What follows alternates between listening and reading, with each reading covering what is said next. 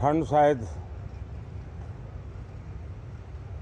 विलंब से चल रही है और बहुत धीमी गति से ठंड आ रही है,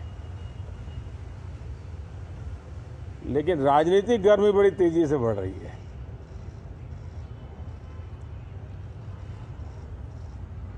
कल ही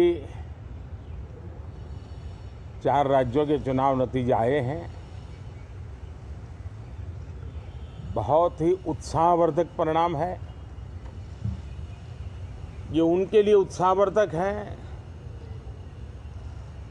जो देश के सामान्य मानवी के कल्याण के लिए कमिटेड है, जो देश के उज्जवल भविष्य के लिए समर्पित है,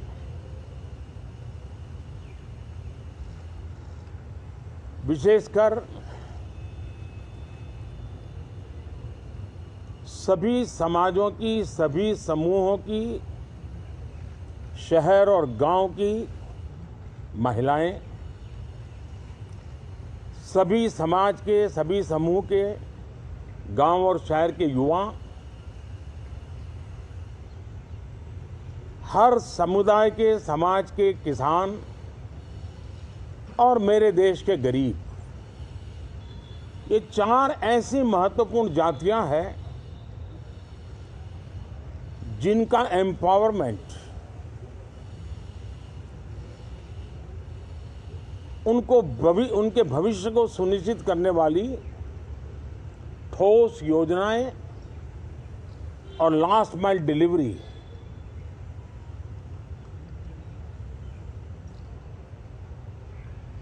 इन उसूलों को लेकर के जो चलते हैं उन्हें भरपूर समर्थन मिलता है। और जब गुड गवर्नेंस होता है, पूर्णतया जनहित के लिए समर्पण होता है, तो एंटी इनकम्बेंसी ये शब्द इरेलेवेंट हो जाता है। और हम लगातार ये देख रहे हैं, कोई इसको प्रो इनकम्बेंसी कहे,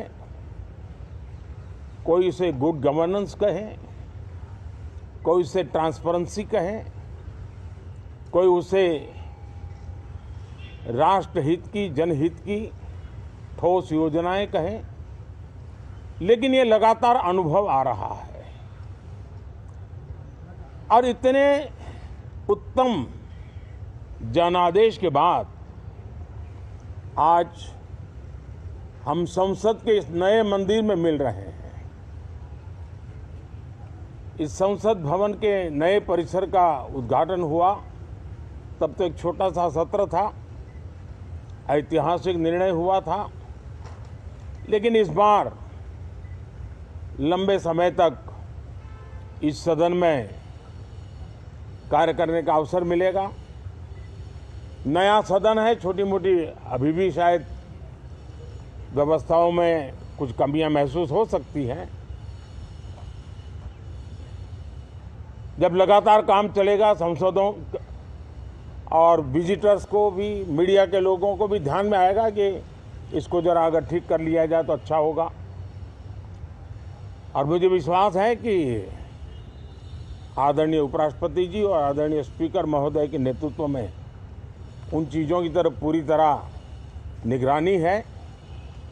और आपसे भी मैं कहूँगा, कोई चीज़ ऐसी छोटी मोटी आपके ध्यान में आए तो ज़रूर आप ध्यान आकर्षित करना, क्योंकि ये चीज़ें जब बनती हैं तो आवश्यकता के अनुसार बदलाव की भी ज़रूरत होती है। देश ने नकारात्मकता को नकारा है। मैं लगातार सत्र के प्रारंभ में विपक्ष के साथियों के साथ हमारा विचार विमर्श होता है, हमारी मेन टीम उनसे चर्चा करती है। मिलकर के भी सबके सहयोग के लिए हम हमेशा प्रार्थना करते हैं, आग्रह करते हैं। इस बार भी इस प्रकार की सारी प्रक्रियाएं कर ली गई हैं और आपके माध्यम से भी मैं सार्वजनिक रूप से हमेशा हमारे सभी सांसदों से आग्रह करता हूं,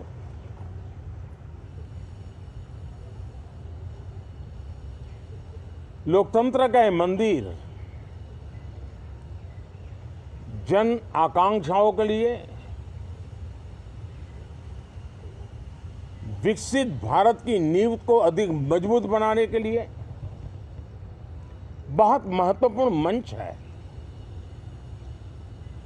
मैं सभी माननीय सांसदों से आग्रह कर रहा हूं कि वो ज्यादा से ज्यादा तैयारी करके आएं।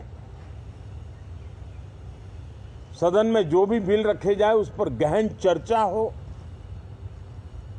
उत्तम से उत्तम सुझाव आए और उन सुझावों के द्वारा, क्योंकि जब एक सांसद सुझाव देता है तो जमीनी अनुभव का उसमें बहुत ही उत्तम तत्व होता है, लेकिन अगर चर्चा ही नहीं होती है तो देश उससे मिस करता है उन चीजों को। और इसलिए मैं फिर से आग्रह करता हूं, और अगर मैं वर्तमान चुनाव नतीजों के आधार पर कहूं तो जो विपक्ष में बैठे हुए साथी हैं, ये उनके लिए गोल्डन अपॉर्चुनिटी है। इस सत्र में पराजय का गुस्सा निकालने की योजना बनाने के बजाय इस पराजय में से सीख करके पिछले 9 साल से चलाई गई नकारात्मकता की प्रवृत्ति को छोड़ करके इस सत्र में अगर सकारात्मकता के साथ आगे बढ़ेंगे तो देश उनके तरफ देखने का दृष्टिकोण बदलेगा, उनके लिए एक नया द्वार खुल सकता है। और वो विपक्ष में है तो भी उनको एक अच्छी एडवाइस दे रहा हूं कि आइए, सकारात्मक विचार लेकर के आइए। अगर हम 10 कदम चलते तो आप 12 कदम करके फैसला लेकर के आइए। हर किसी का भविष्य उज्जवल है, निराश होने की जरूरत नहीं है, लेकिन कृपा करके बाहर के पराजय का गुस्सा सदन में मत उतारना। हताशा, निराशा होगी, आपके साथियों को आपका दम दिखाने के लिए कुछ न कुछ करना भी पड़ेगा, लेकिन कम से कम लोकतंत्र के इस मंदिर को वो मंच मत बनाइए। और अभी भी मैं कहता हूं, मैं मेरे लंबे अनुभव के आधार पर कहता हूं कि थोड़ा सा अपना रुख बदलिए, विरोध के विरोध का तरीका छोड़िए, देश हित में सकारात्मक चीजों का साथ दीजिए, अच्छी उसमें जो कमियां हो उसकी डिबेट कीजिए। आप देखिए देश के मन में आज जो ऐसी कुछ बातों पर नफरत पैदा हो रही है, हो सकता है वो मोहब्बत में बदल जाए, तो मौका है, ये मौका जाने मत दीजिए। और इसलिए हर बार मैं करबद्ध प्रार्थना करता रहा हूं कि सदन में सहयोग दीजिए। आज मैं राजनीतिक दृष्टिकोण से भी कहना चाहता हूं कि आपका भी भला इसमें है कि आप देश को सकारात्मकता का संदेश दें, आपकी छवि नफरत की और नकारात्मकता की बने, वो लोकतंत्र के लिए अच्छा नहीं है। लोकतंत्र में विपक्ष भी इतना ही महत्वपूर्ण है, उतना ही मूल्यवान है और उतना ही सामर्थ्यवान भी होना चाहिए। और लोकतंत्र की भलाई के लिए मैं फिर से एक बार अपनी ये भावना को प्रकट करता हूं। 2047 अब देश विकसित होने के लक्ष्य में लंबा इंतजार करना नहीं चाहता। समाज के हर वर्ग में यह भाव पैदा हुआ है कि बस आगे बढ़ना है। इस भावना को हमारे सभी माननीय सांसद आदर करते हुए सदन को उस मजबूती से आगे बढ़ाएं, यही मेरी उनसे प्रार्थना है। आप सबको भी साथियों मेरी बहुत बहुत शुभकामनाएं हैं। बहुत बहुत धन्यवाद।